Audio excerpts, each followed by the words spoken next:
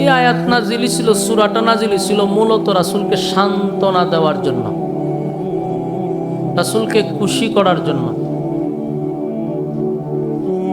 আল্লাহ তার বন্ধুকে খুশি করার জন্য, সান্ত্বনা দেওয়ার জন্য এই সূরা নাজিল করে। এবং এই সূরার শুরুতে দুইটা কসম আছে। বলুন কসম কয়টা? দুইটা কসম। দুইটা কসম করে আল্লাহ যে কথাগুলি বলছে আমরা আলোচনা করব সময় পেলে ইনশাআল্লাহ। ভাই কথা না বলি, মনোযোগ দিয়ে শোনেন, কথা না বলি। তো এই সূরাতে শুরুতে কয়টা কসম আছে? দুইটা। কেন নাজিল হলো?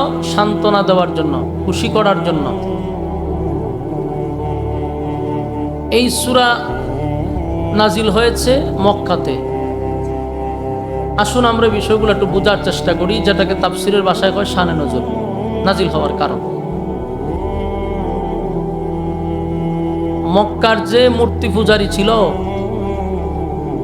তারা রাসূলের কালেমার দাওয়াতটা সহ্য করতে পারত না, তো বাধা দিছে, বাধা দিয়েও পারে না। বিভিন্নভাবে অপপ্রচার করছে, তা দিয়েও পারে না। হুমকি দিছে, লোভ দেখাইছে, কোনোভাবেই পারে না। শেষে তারা টকশুতে বসছে। টকশু বুঝেননি? আপনারা বুঝবেন দিকে এটা সহজে কইলাম। টকশুতে বসছে বলতে কতগুলা মূর্তি পূজারী একসাথে আর রাসূল একা। তারা বৈশা আলোচনা করতেছে।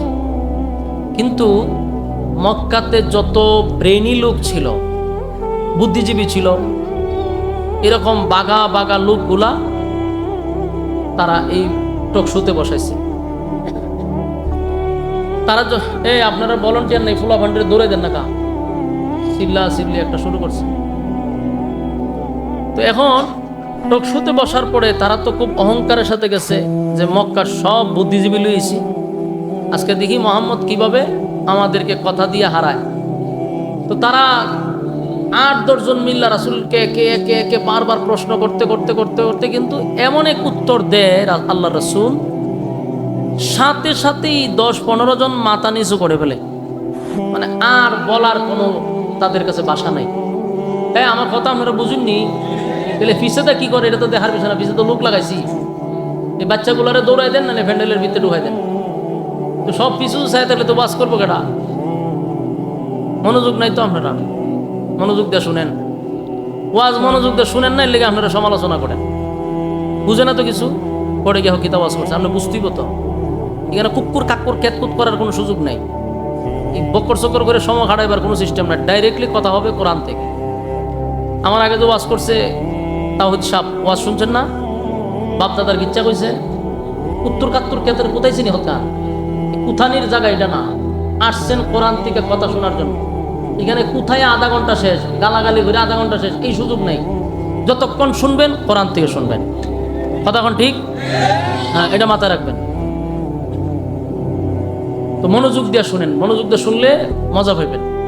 দেখেন ৮-১০ জন মূর্তি পূজারী বসলো, রাসূলকে একের পর একটা প্রশ্ন করতে থাকে, রাসূল একটা উত্তর দেয়, ১০ জনের মাথা নিচু, আর সুযোগ নাই কথা বলা।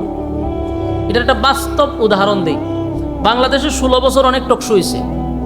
তো দেখবেন আমাদের একজন আলেমকে টকশোতে বসাইতো আর ৮টা-১০টা নাস্তিক বইতো। এরা পরিকল্পিতভাবে উদ্দেশ্য একটাই ছিল যে আলেমদেরকে আমরা পর্দার সামনে, টিভির পর্দার সামনে আমরা বেইজ্জতি করব। ৮-১০ জন এদের বুদ্ধিজীবী, যেমন মুরগি সুরা শাহরিয়ার কবিরের মতো কিছু বুদ্ধিজীবী আইনা বসাইতো। তো বসাইলে পরে এই ৮-১০ জন মিল্লা একেবারে ভাদ্র মাসে কুকুর যেভাবে পাগল হয় এইভাবে কক কক করে সব মিলে গেছিল আলেমদের বিরুদ্ধে। কিন্তু আমাদের উলামায়ে কেরাম ঠান্ডা মাথায় একটা কথা বলতো, এই বাকি নাস্তিক সব করে চেয়ে থাকতো। বাস্তব না বাস্তব? বিশ্বাস না হলেন এখন ঢুকে দেখেন আল্লামা শাখাওয়াত রাজী সাহেবের টকশোগুলা দেখবেন, ঠান্ডা মাথায় উত্তর দেয়, এরা আর কোনো কথা বলতে পারে না। তো আলেমদের যে এলেম, এটা তো আল্লাহ প্রদত্ত আসমানি এলেম। আর এই সমস্ত জাগতিক বুদ্ধিজীবীদের যত এলেম আছে এগুলো তো দুনিয়াবি এলেম। তো এই আসমানি এলেমের সাথে কি তারা পারবে?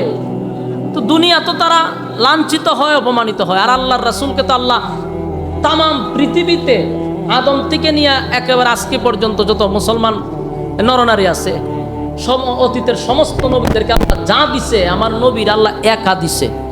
সুবহানাল্লাহ, কেমন নবীর সামনে পড়ছে। এই 10-12 জন টকশোত বসে এত লজ্জিত কোনো ভাবেই রাসূলের সঙ্গে কথা বলে পারে না। এরকম 3-4বার টকশোত পড়ছে কিন্তু পারে না। শেষে তারা নিজেদের মধ্যে আলোচনা করতে লাগলো যে আমরা আর কত বেজ্জতি হব, আমরা আর কত লজ্জিত হব।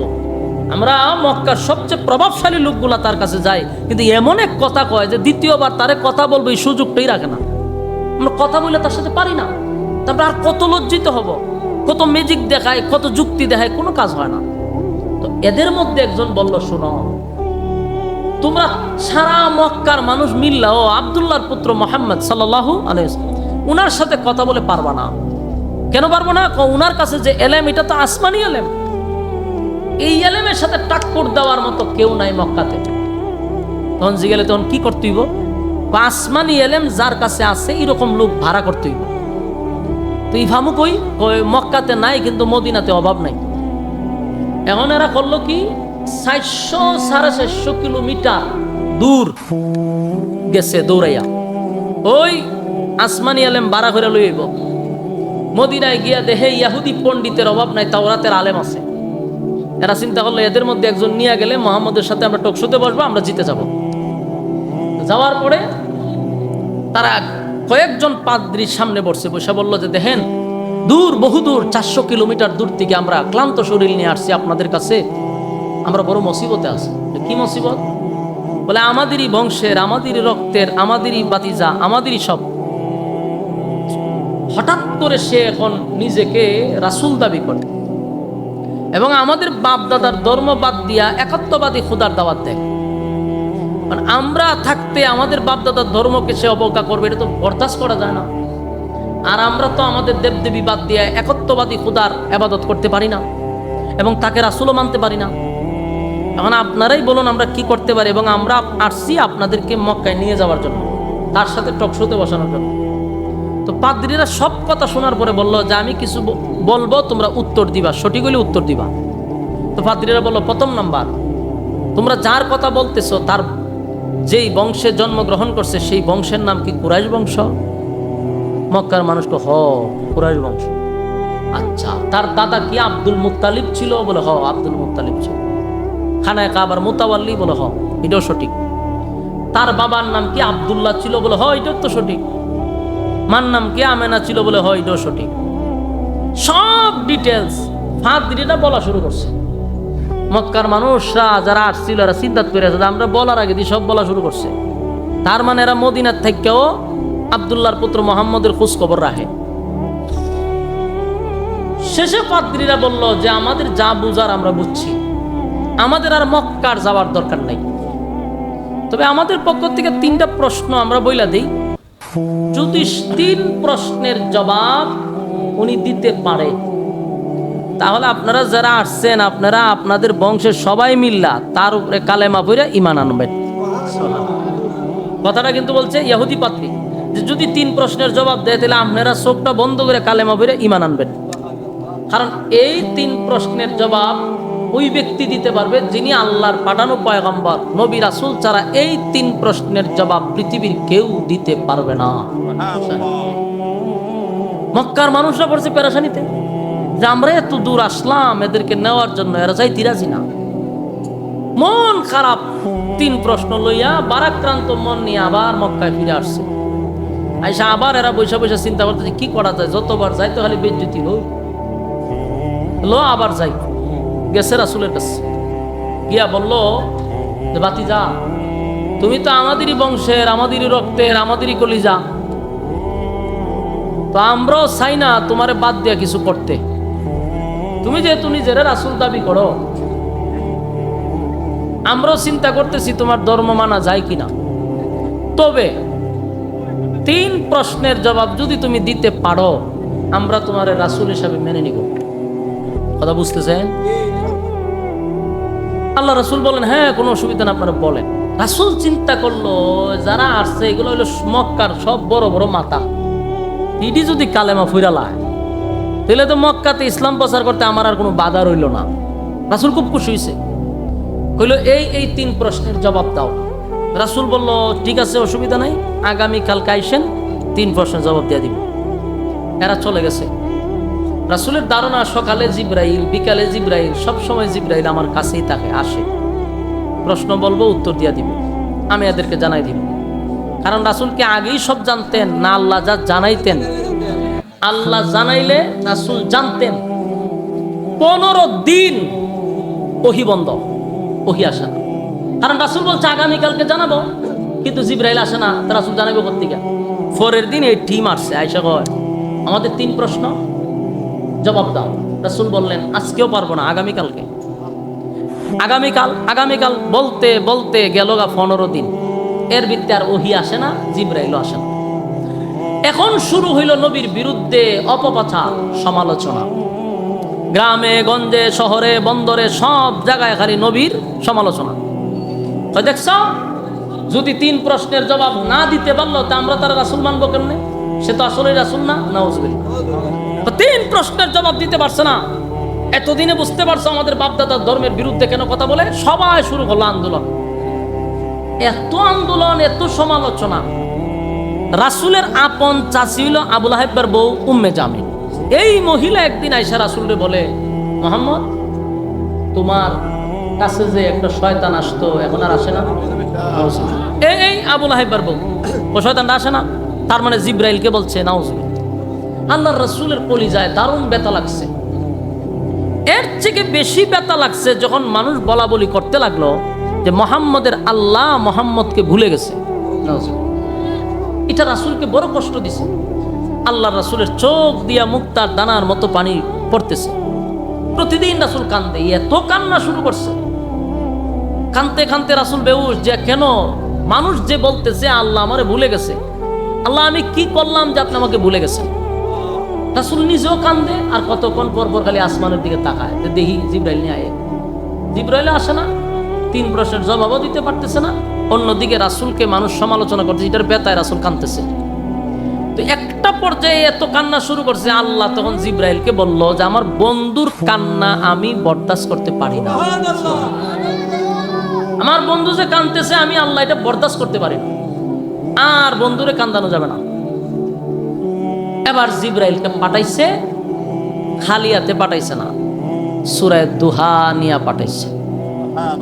যে সূরা তেলাওয়াত করছি এই সূরা দিয়া আল্লাহ পাঠাইছে জিব্রাইল। রাসূল সাল্লাল্লাহু আলাইহি সাল্লাম জিব্রাইলকে দেখার পরেই 15 দিন পরে আসছে জিব্রাইল। রাসূল দেখেই জিব্রাইলের দিকে তাকাইয়া মানে মনে যেটা কষ্ট এটা বুঝাইছে। রাসূল ঠান্ডা মাথায় বলল, জিব্রাইল আজকে আসার সময় হয়েছে। 15 দিন মানুষ আমাকে নিয়ে কত মন্তব্য, কত গালিগালাজ, কত অপবাদ আমার বিরুদ্ধে দিচ্ছে, এত কান্নার পরে তুমি আজকে আসলা। জিব্রাইল কয়, হুজুর আমি তো আসতে চাই, আল্লাহ আমার আসতে দেয় না। জিব্রাইল আসতে আল্লাহ দেয় না। কেন দেয় না? আল্লাহ রাসূল বলতে হইলে কি সত্যি আল্লাহ আমারে ভুলে গেছে? জিব্রাইল তখন হুজুর আপনারে ভুলে নাই। 15 দিন আগে আপনার কাছে 3টা প্রশ্ন লইয়াছি, আপনি যদি বলতেন ইনশাআল্লাহ আগামীকালকে বলবো, এই আল্লাহ খুশি হয়ে যাবে। আপনি এখন আগামীকালকে জানাইবেন, এটা আল্লাহর কাছে পছন্দ হয়েছে না, আল্লাহর কাছে পছন্দ হয়। এই জন্য আল্লাহ কোরআন নাজিল করা বন্ধ করেছে। এখন আসুন, এখানে কিছু ব্যাখ্যা আছে। ব্যাখ্যাটা হইল, তাফসীর কারকরা বলেন 15 দিন কোরআন নাজিল না হওয়ার পিছনে আরো কারণ আছিল। আরেকটা কারণ হলো রাসূলকে আল্লাহ রেস্টে রাখার জন্য, বিশ্রামে রাখার জন্য মাঝখানে কিছু গ্যাপ রাখছে। কোরআন নাজিল হওয়ার কিছুদিন গ্যাপ দিছে যেন নবীজি একটু রেস্টে থাকে। কারণ কোরআন এটা এত লোড, এটা পাহাড় পর্যন্ত নিতে পারে নাই। যদি আল্লাহ পাহাড়ের উপরে কোরআন নাজিল করতো, পাহাড় ধুলা হয়ে যেত, ধুলা। তো এই কোরআন নাজিল হইতেছে আমার নবীর উপরে। আল্লাহর রাসূলের উপর যখন কোরআনের আয়াত নাজিল হইতো, রাসূল ঘেমে যাইতো, কোথাও দাঁড়াইলে মাটি ডেবে যাইতো, গুড়ার উপরে থাকলে গুড়া নিচে বসে যাইতো। বুঝেন তো কথা? তো আমার রাসূলকে রেস্টে রাখার জন্য আল্লাহ কিছুদিন বিরতি দিছে। এটা নিয়ে কাফের বেঈমানরা হাসি তামাশা করছে। 1 নম্বর কারণ। 2 নম্বর হলো রাসূল যে বলছে আগামীকালকে বলবো, ইনশাআল্লাহ বলতে ভুলে গেছে। আমাদের আহলে সুন্নাত ওয়াল জামাতের আকীদা হলো নবীরা ভুলে না, ভুল করে না, আল্লাহ করায়। বলুন, নবীরা ভুল করে না আল্লাহ করা? আমরা আমাদের আকীদা হলো সমস্ত নবী রাসূলগণ মাসুম, তাদের কোনো গুনাহ নাই। হ্যাঁ, কথা কই না কেন? নবীদের কোনো গুনাহ আছে? কোন নবীদের কোনো গুনাহ নাই, তারা মাসুম, নিষ্পাপ। কিন্তু বলেন যে এটা আল্লাহ বুলায়া দেয়, কেন বুলায়া দেয়? উম্মতকে শিখানোর জন্য। মাথায় রাখবেন, নবী বলে কেন? আল্লাহ বুলায় কেন? বুলায় উম্মতকে শিখানোর জন্য। আচ্ছা, নবী যদি না ভুলা যেত, আল্লাহ যদি না ভুলাইতো, তা আমরা শিখতাম কোথার থেকে? নামাজ ভুল লাগলে যে সেজদা দিতে হয়, এটা কখন জানলাম? যদি নবী না ভুল করতো। নবীর আল্লাহ ভুলাইছে উম্মতকে শিখানোর জন্য। তো আল্লাহ নিজেই নবীরে ইনশাল্লাহ ভুলাই দিছে। নাইলে একদিন নাও ভুলে গেছে, 2 দিন নাও ভুলে গেছে, 15 দিন কি ভুলা জায়গানি? নবী 15 দিন ইনশাল্লাহ বলে না। এর মূল কথা হলো আল্লাহ ভুলাইয়া দিছে। আর 15 দিন নবী কাঁদছে, উম্মত যেন শিক্ষা গ্রহণ করে কোন কাজে আর জিন্দিগিতে ইনশাআল্লাহ না ভুলে। কথা হয় না? ইনশাআল্লাহ না বলার কারণে নবী কাঁদছে 15 দিন। আর তুমি উম্মত যদি ইনশাআল্লাহ না বলো, ফস্তাইতে হবে আরো 15,000 বছর। ঠিক নেই? এজন্য আমরা তো ইনশাআল্লাহ না বলি। প্রত্যেকটা কাজে আমরা বলবো কি? ইনশাআল্লাহ। আমরা এখন বাজারে যাব ইনশাআল্লাহ, খানা খাবো ইনশাআল্লাহ, কোথাও যাব ইনশাআল্লাহ, বিয়ে শাদী করবো ইনশাআল্লাহ। না ইনশাআল্লাহ ছাড়া? এমন আছে ইনশাআল্লাহ শব্দের অর্থ কি? আল্লাহ যদি চায়। বলুন, ইনশাআল্লাহ শব্দের অর্থ কি? আল্লাহ যদি চায়। তার মানে আমি যে কোনো কাজ করবো, এটা যদি আল্লাহ চায় তাহলে করতে পারবো। তখন ঠিক। এখন আসুন, তো রাসূল বুঝতে পারছে, আহা তাহলে তো আমি এই কারণে আল্লাহ আমার প্রতি রাগ করছে, তার মানে কি আল্লাহ আমার ভুলে গেছে? তখন আল্লাহ বলেন, বন্ধু আয়াত নাজিল করছি, সূরা নাজিল করছি। এই সূরা নাজিল করে 15 দিন যে নবী খানছে, নবী যে কষ্ট পাইছে, সব দুঃখ আল্লাহ প্রতিটা আয়াতে যেন আল্লাহ নবীরই খুশি করলো। সুবহানাল্লাহ। আল্লাহ তখন বলে, ওয়াদ-দুহা ওয়াল-লাইলি ইযা সাজা মা ওয়াদ্দা'কা রাব্বুকা ওয়া মা ক্বালা ওয়ালাল আখিরাতু খায়রুল লাকা মিনাল উলা ওয়ালাসাউফা ইউ'তিকা রাব্বুকা ফাতারদা। আল্লাহ বলেন 2টা কসম। বলুন, শুরুতে কটা কসম? 2টা কসম বলছে। 1 নাম্বার ওয়াদ-দুহা। এটার দুইটা ব্যাখ্যা আছে। একটা হলো ওয়াদ-দুহা, দিনের আলোর কসম। ওয়াদ-দুহার অর্থ হলো দিনের আলোর কসম। ওয়াল-লাইলি ইযা সাজা, রাতের অন্ধকারের কসম। কিন্তু তাফসীর কারকরা বলে এটা আরেকটা ব্যাখ্যা হলো ওয়াদ-দুহা, বন্ধু আপনার সুন্দর উজ্জ্বল চেহারার কসম। আমার যুবক ভাইরা, 1 নম্বর অর্থ হলো দিনের আলোর কসম। ওয়াদ-দুহার আরেকটা ব্যাখ্যা হলো নবীর সুন্দর উজ্জ্বল চেহারার কসম। আপনারা শাস্তা বন্ধু সুবহানাল্লাহ চিনি? কুতানিতে সুবহানাল্লাহ কয়, হুক্কুর হাক্কুর কেত কুতিতে সুবহানাল্লাহ ফাল ধরতে জান না। বক্তা গান গায় কয় সুবহানাল্লাহ। এই হনি কেন সুবহানাল্লাহ নাই কেন? নবীর নাম নিয়ে আল্লাহ কসম করছে, নবীর চেহারা নিয়ে কসম করছে, কেন সুবহানাল্লাহ কয় না? তো গানও করনি। যে তালের মুসল্লি তালের বক্তা হওয়া দরকার। এখানে সুবহানাল্লাহ নাই, গানও সুবহানাল্লাহ। মনোযোগ দিয়া শুনেন, নবীর সুন্দর চেহারাটা নিয়ে আল্লাহ কসম করছে। সুবহানাল্লাহ। ওয়াদ-দুহা, নবী আপনার সুন্দর চেহারার কসম, আপনার সুন্দর উজ্জ্বল চেহারার কসম। আল্লাহ তার বন্ধুরে কত ভালোবাসে, বন্ধুরে কত ভালোবাসে রে, যে বন্ধুর চেহারাটার কসম করল। বন্ধু আপনার সুন্দর চেহারার কসম।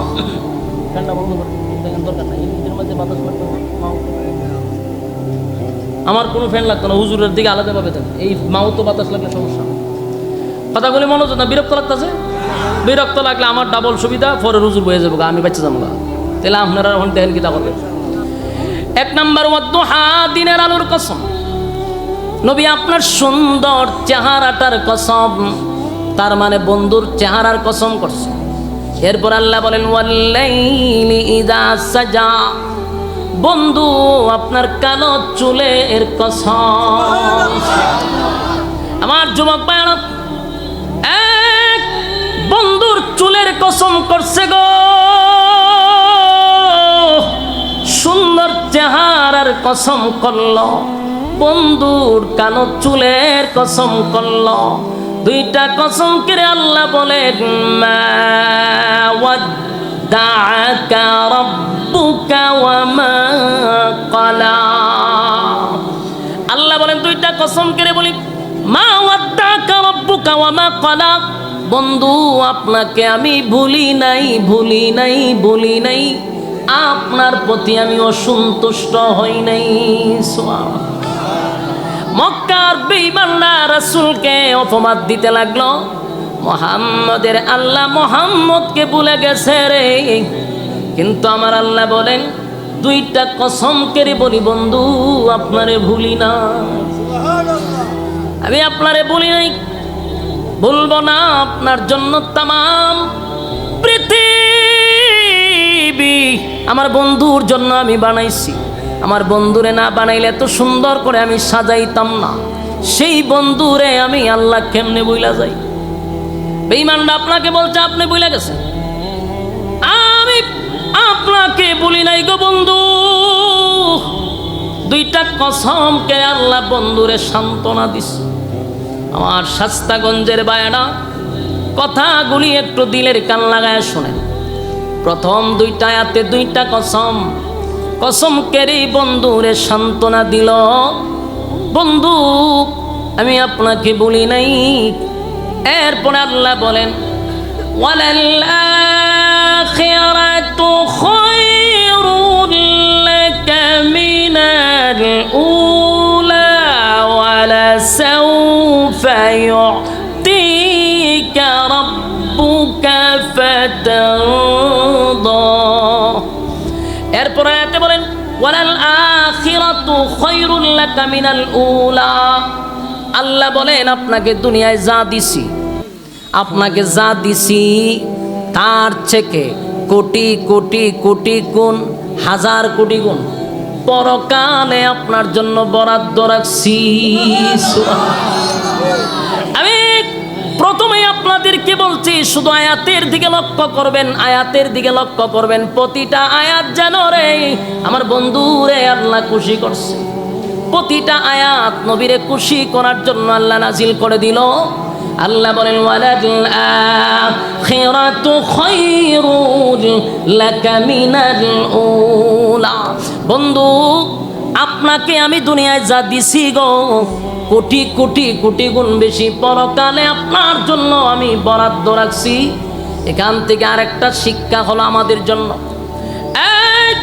যেই মালিক দুনিয়া বানাইলো, দুনিয়া যে বানাইলো সেই মালিক বলতেছে দুনিয়া কিছুই না, দুনিয়া কিছুই না, আপনার জন্য পরকাল রাখছি।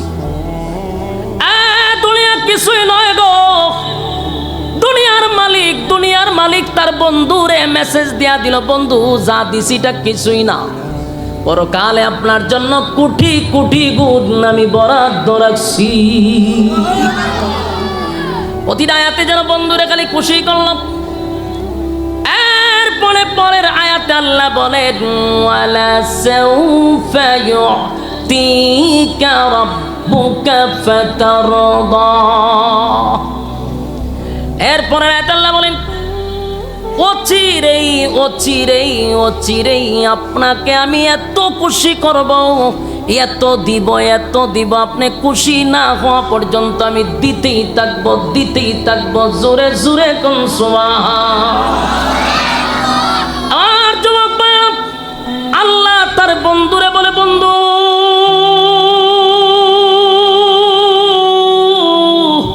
এত দেওয়া দিব, এত নিয়ামত দিব, আপনি খুশি না হওয়া পর্যন্ত আমি আল্লাহ থামবো না, আপনাকে দিতেই থাকবো। তার মানে প্রতিটা আয়াতের দিকে লক্ষ্য করে খালি বন্ধুরে খুশি করে। প্রতিটা আয়াত যেন বন্ধুরে খুশি করলো। ওয়ালা সাউফা ইউতিকা রাব্বুকা ফাতারদা, আপনাকে শীঘ্রই খুশি করব, শীঘ্রই খুশি করব। এই কথা কেন বলল? এখান থেকে একটা জিনিস স্পষ্ট বোঝা যায়, আল্লাহ তার বন্ধুরে সিগনাল দিছে, সিগনাল অচিরে খুশি করব।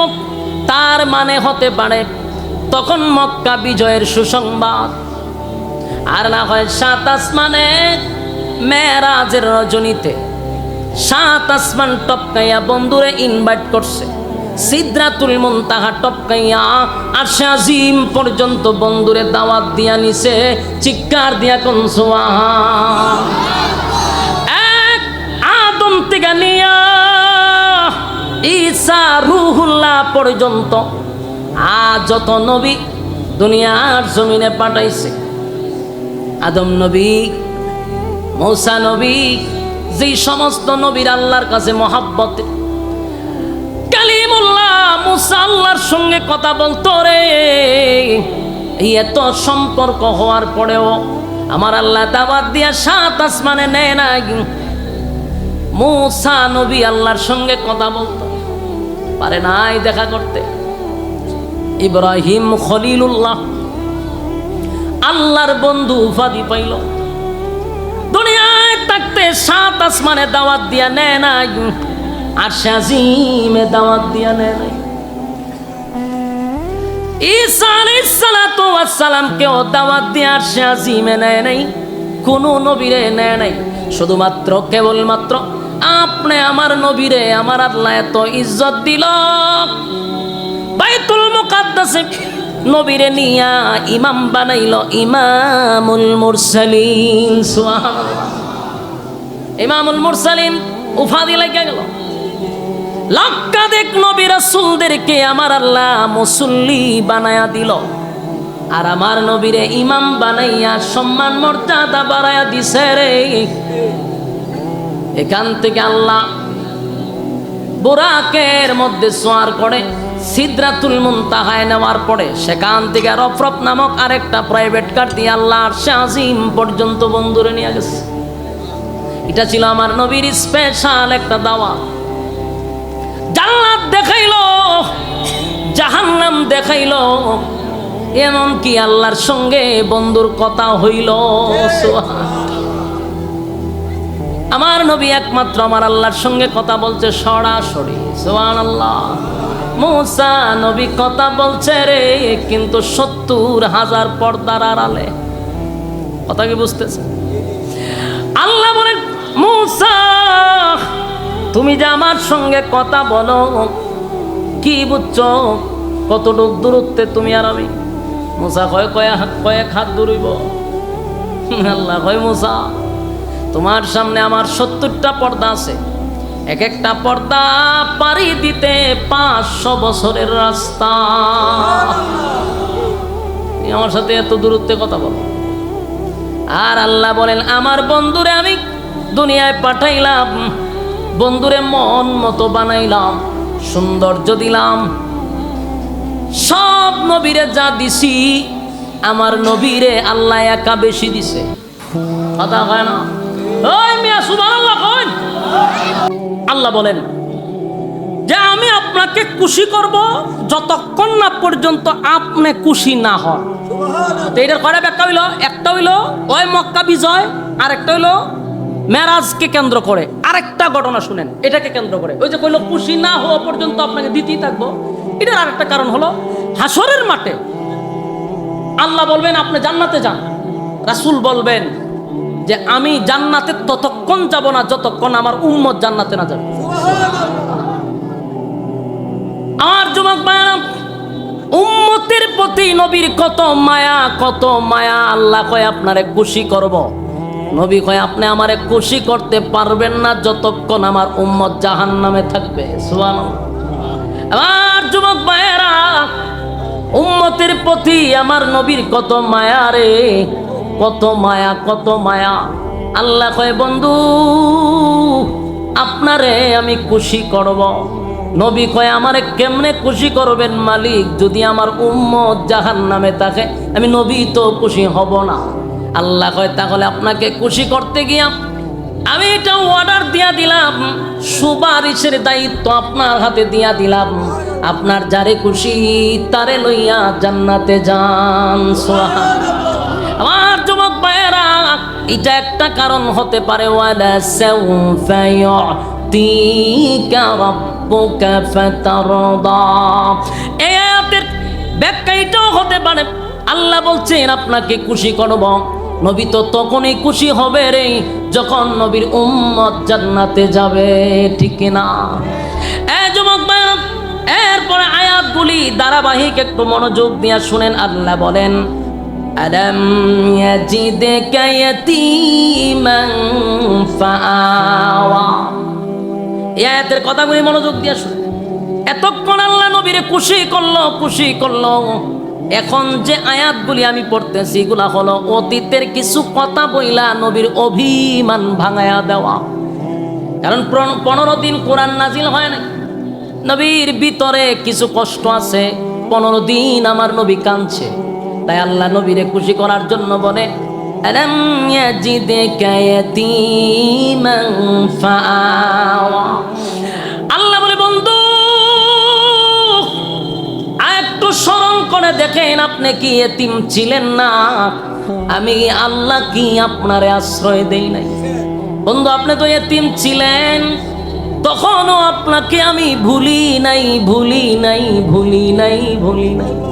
আর এখন বুঝি আপনারে আমি ভুইলা যাব। আলাম ইয়াজিদকা ইয়াতীমান ফাআওয়া। বন্ধু আপনি এতিম ছিলেন, আমি আপনাকে তখনও ভুলি নাই, আপনাকে আশ্রয় দিছি। এরপর আল্লাহ বলেন ওয়াজাদাকা দাল্লান ফাহাদা। বন্ধু আপনি তো পথ হারা অবস্থায় থাকার কথা, আমি আল্লাহ আপনাকে পথ দেখায়া দিছি। এটার ব্যাখ্যা হলো যেই ছেলেটার মা নাই বাবা নাই গো, আত্মীয় স্বজন কেউ নাই, গার্জেন নাই, এই ছেলেটা তো লেখাপড়া করতে পারে না। এটা তো রাস্তার টুকাই হয়, হিরঞ্চি হয়, বাস্তব না বাস্তব? যার মা বাবা নাই, কেউ গার্জেন না, এটা রাস্তাঘাটে দৌড়াদৌড়ি করে, লেখাপড়া করে না, খারাপ হয়ে যায়। আল্লাহ কয় বন্ধু আপনার মা নাই বাবা নাই গার্জেন নাই, আমি আল্লাহ আপনাকে গার্জেন হইয়া স্নেহের চাদর দিয়া ঘুরা রাখছি, পথ হারা আপনাকে করতে দেই নাই। বন্ধু আপনি কেমনে বললেন আমি ভুলে গেছি?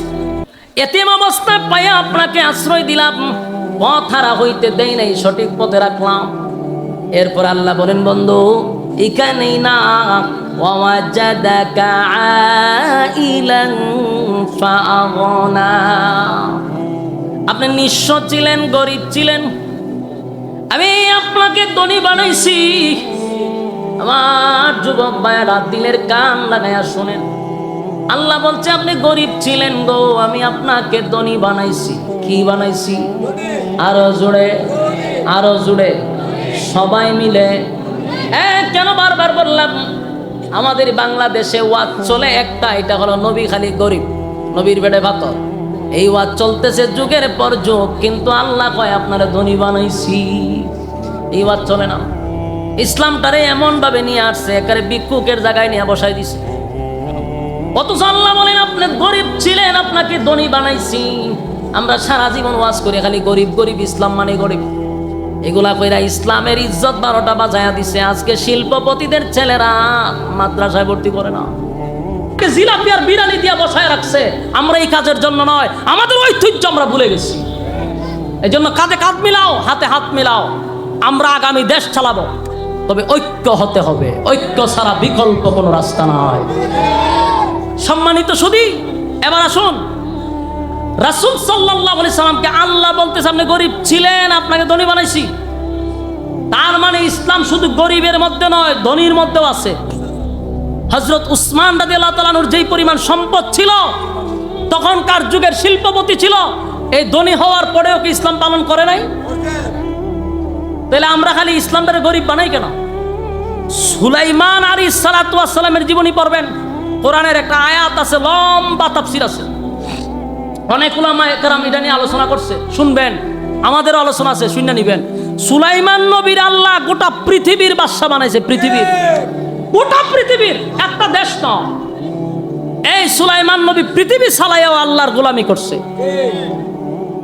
আর আমরা রে কই নিয়ে বসাইছে চিন্তা করছে, এটি হইলে তো আমি বালা না। অথচ আমি আমার সমস্ত উম্মতি মুহাম্মদীর দরদে কথাগুলি বলছি, এরপরে সমালোচনা করবো, হয়তো আমরা কিতা কথা, তুই কিতা করবে যদি কষ্ট তুই ইমামতি, আর ওই মাঝে মাঝের ব্যাগ টান দিয়া সভাপতি দেখবে তোর বাজার করে বুঝুর ব্যাগ টানলে আমার বউদারে দিয়া তুই কি করবি? হ্যাঁ, তুই তো ওই যে বাঘ ছাগলের লাগে তুই বড় হইছস, তোর তো বড় হওয়ার কথা না ছাগলের সাথে, বাঘের মেলা থাকার কথা ছিল, আইসো ছাগলের মেলা। তোমার মন সংকীর্ণ, এই জন্য তোমার ভিতরে উদারতা নাই। তোমার মনকে আরো বড় করো, যে আলেমরা আগামী রাষ্ট্র পরিচালনা করবে, তুমি এই মাইন্ডে আসো। আল্লাহ বুঝার মানার তৌফিক দান করে দান। আল্লাহ রাব্বুল আলামিন বলেন, ওয়াজাদাকা আইলান ফাআগনা। বন্ধু, আপনি গরিব ছিলেন, আমি আপনাকে ধনী বানাইছি। আম্মা জান খাদিজা তখনকার যুগের একজন শিল্পপতি মহিলা ছিল, ধনাঢ্য মহিলা ছিল। আরবদের মধ্যে যারা ব্যবসা করত সবার মধ্যে খাদিজা অন্যতম একজন মহিলা ছিল, যার অটাল সম্পত্তি ছিল, কোটি কোটি টাকার সম্পদ। আল্লাহর নবীকে যখন বিবাহ করলেন, আম্মা জান খাদিজা বলেন, আমার পয়গম্বর, আজকে থেকে আমার যত সম্পত্তি আছে, আমার যত ধন সম্পদ আছে, সব আপনার কদমে ঢেলে দিলাম।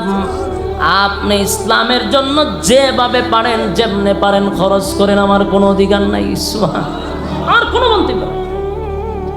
আমার যুবক ভাইরা, এখান থেকে আপনি আমার শিকার আছে। তার মানে আমার নবী এক সময় দেশের প্রেসিডেন্ট ছিল কি ছিল না?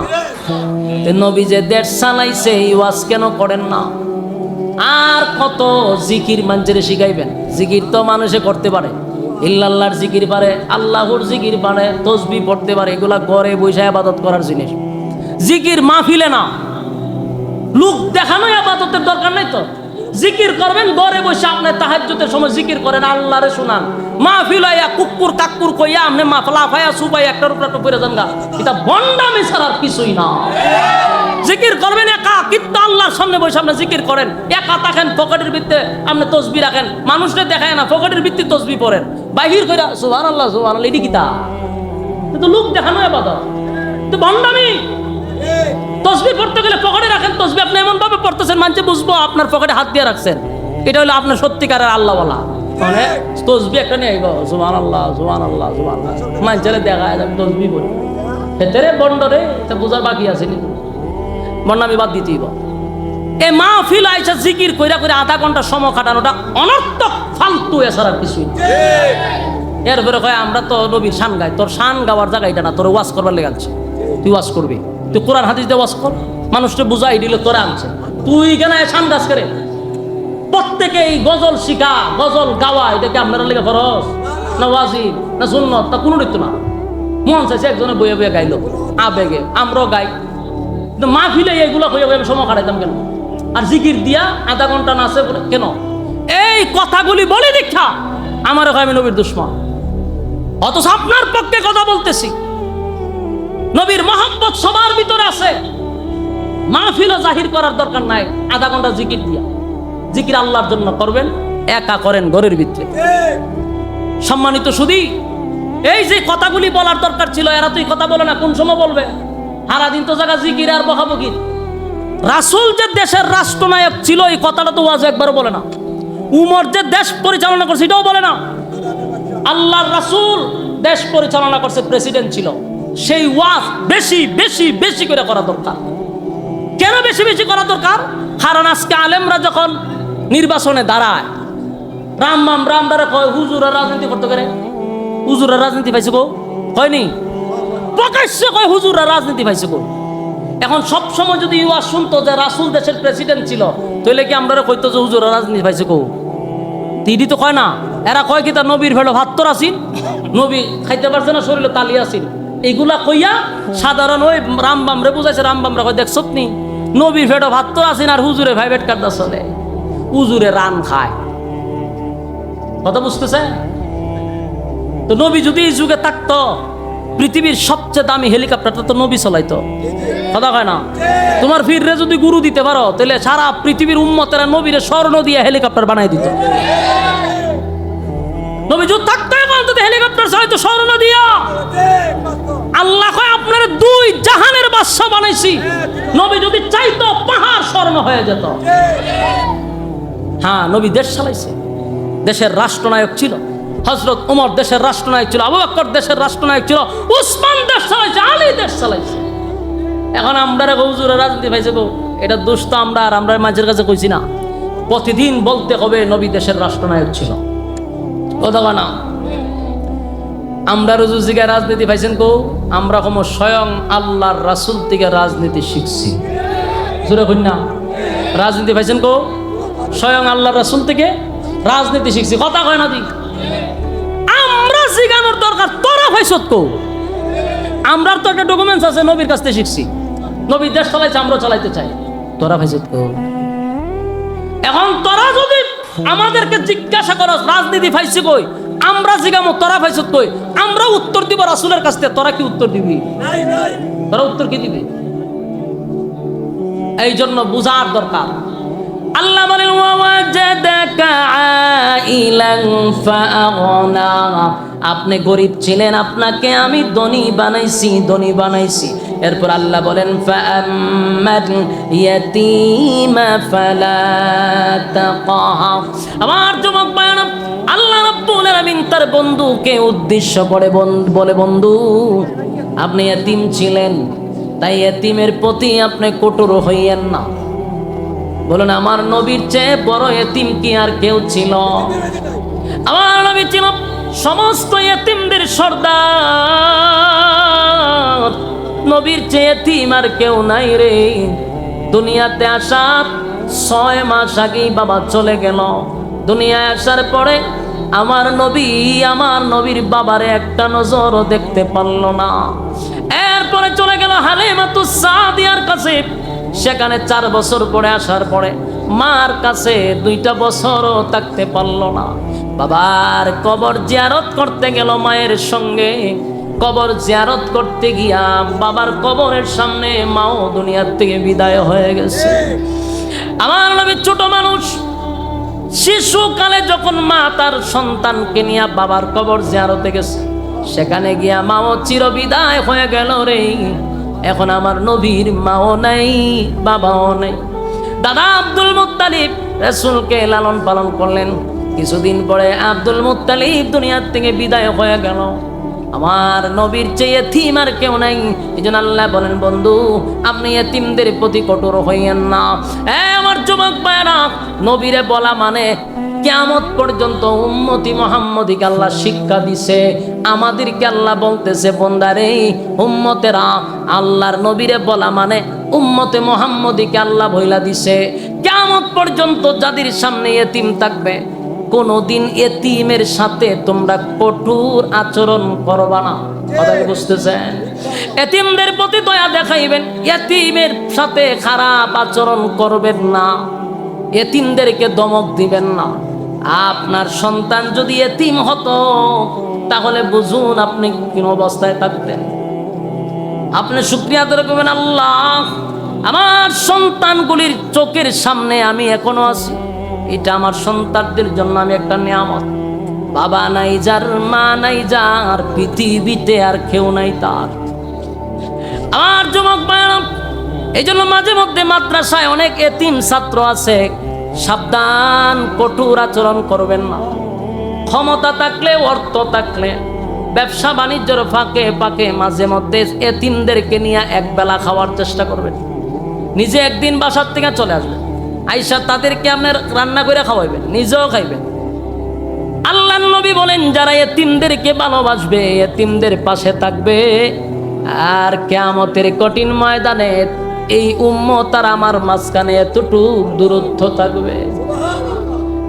শাস্তাগঞ্জের বাইরা, এতিমদের প্রতি আমাদের দয়া মহব্বত বাড়াইতে হবে। কথা কয় না দি?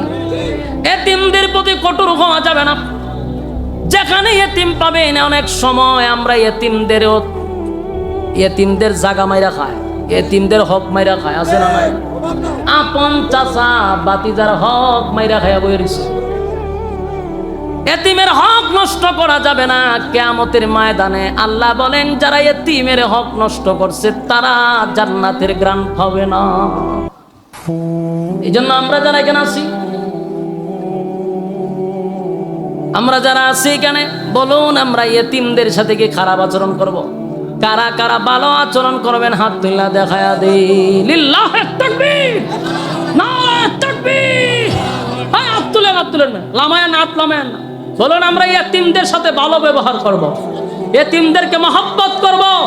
কারণ আমার নবী এতিম ছিল, তাই নবীর কথা অনুযায়ী আমরা এতিমদেরকে মহব্বত করব। এতিমদেরকে দুমুঠো খাবারের ব্যবস্থা করে দিব। রাজি আছেন ইনশাআল্লাহ? কারা কারা রাজি? হাত তুলেন। মাশাআল্লাহ। এই যে হাত তুলছেন, এখানের মধ্যে একটা পরীক্ষা হইব। পরীক্ষায় কতজন বিজয়ী হইব এটা আল্লাহ না জানে। তবে আমি একটা পরীক্ষা করে দিই, কতজন বিজয়ী হয়। আতলামান, আতলামান। বলুন কোরআনের ফারা আছে কয়টা? 30 পারা আছে। এই 30টা পারা, 30 জন লোক এখান থেকে নির্বাচিত হবে। এতিমদের জন্য 1 বস্তা করে চাল কেকে দিবেন। একটু দাঁড়ান, 30 জন লোক চাই আমি। মাশাআল্লাহ। যে আমার এক ভাই, খাতা লন কলম লন। আর এখানে বই হইতো না হুজুর, 2 জন ভাড়াই তুইব কেন? ওই যে সব ভাইয়ের নাম কি? আপনারা লোক জান।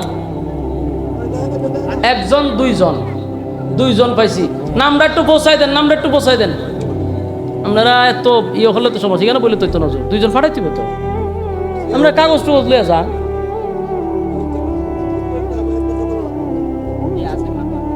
মারো লোক থাকতে হবে, সাথে সাথে নাম পৌঁছাইতে হইব। ভাইয়ের নাম কি? কেন 2 জন দেখছে, একজন চাচা, ওই যে পাঞ্জাবি, আর একজন পিছনে। 2 জন পাইলাম আমি। আল্লাহ যারা দিছে 2 জন, প্রথম নাম্বার 30 জনের মধ্যে 2 জন পাইলাম। তাদের হায়াতে আমলে বরকত দান করেন। ইদ্রিস আলী, হাজি ইদ্রিস আলী সাহেব আরেকজন, আর এই ভাই হলো একজন বুরুজ মিয়া, সুরুজ, সুরুজ ভাই 1 বস্তা। আর ওখানে আরেক ভাই আসছিল, আর আব্দুল বারিক চাচা, এখানে আরেকজন। 4 নাম্বার, 4 নাম্বার হলো 4 নাম্বার। 5 নাম্বার কে? আল্লাহ ব্যবসা বাণিজ্য বরকত দাও, হায়াতে আমলে বরকত। ভাইয়ের নাম কি? সাইফুল ইসলাম। সাইফুল ইসলাম 5 নাম্বারে, 5 নাম্বার সাইফুল ভাই। আল্লাহ হায়াতে আমলে বরকত দাও, ব্যবসা বাণিজ্য বরকত দাও, রাস্তাঘাটের অ্যাক্সিডেন্টে বাঁচায় দাও, বাচ্চা কাচ্চা থাকলে দিনদার মুত্তাকি বানায় দাও, আমিন।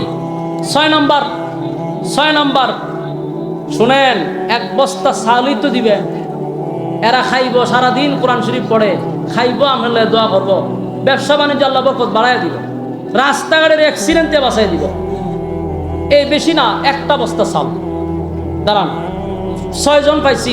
7 নাম্বার ওই আমার চাচা, চাচার নাম রফিক মিয়া চাচা, রফিক মিয়া চাচা 7 নাম্বার। আল্লাহ চাচার হায়াতে আমলে বরকত বাড়ায় দাও, ব্যবসা বাণিজ্য বরকত বাড়ায় দাও। ওই যে আরেকজন চাচা 8 নাম্বার, নাম কি তা? আব্দুল শহীদ, আব্দুল শহীদ 8 নাম্বার। আল্লাহ চাচার হায়াতে বরকত দাও, আমলে বরকত দাও। আমরা শরীয়তপুরি সাবর নিয়ে আসেন আস্তে আস্তে। 8 নাম্বার। 9 নাম্বার কে? তুমি কি তা? মাদ্রাসার ছাত্র। তোমার নাম কি তা? জয়নাল আবেদিন, এই মাদ্রাসার ছাত্র। আল্লাহ তুমি তার বড় আলেম হিসেবে কবুল করো, আমিন। 9 নাম্বার লেখো, আল্লাহ এই ছাত্ররা তুমি হাফেজ আলেম হিসেবে কবুল করো, আমিন। 10 নাম্বার, 10 ভাই 30 জন হয়ে যাবে, কিন্তু আপনি চিন্তা করেন যে 30 জনের মধ্যে আপনি ঢুকতে পারছেন কিনা। শামীম ভাই 3000, মানে 1 বস্তাই। শামীম ভাই কই? শামীম ভাই 10 নাম্বার। আল্লাহ শামীম ভাই দানকে কবুল করো, সওয়াব সোনার মদিনায় পৌঁছায় দাও, লক্ষ টাকার মালিক বানায় দাও, আমিন। 1 বস্তা চাল। 11 নাম্বার। আল্লাহ কবুল করো লিটন ভাই, 11 নাম্বার। লিটন ভাই সহ 12 নাম্বার কে? উঠবেন না, উঠতে দিবেন না। 12 নাম্বার। আমরা সবাই দোয়া করব আল্লাহ তাআলা আপনাদের ব্যবসা বাণিজ্য বরকত দিত। একজনও উঠবেন না, না দেন কিন্তু উঠতেন না। উঠলে তো আপনি এটা আর ভালো কাজের সহযোগিতা করলেন না। উঠবেন না, বসেন। আল্লাহ আমার বাইনতে কবুল করুক। যারা দিতেছে আমরা আপনাদের জন্য দোয়া করি, আল্লাহ আপনাদের ব্যবসা বাণিজ্য বাড়ায় দিত। কই 12 নাম্বার দাঁড়ান, 12 নাম্বার দাঁড়ান। ক্যান্সার, প্যারালাইসিস, বিভিন্ন রোগ থেকে আল্লাহ দানের কারণে হেফাজত করে, মুসিবত থেকে হেফাজত করে, দুর্ঘটনা থেকে আল্লাহ বাঁচায় দেয়। আর ভালো জায়গায় দিতেছেন, এরা খাইব আর কোরআন পড়ব। এদের পাশে দাঁড়ান।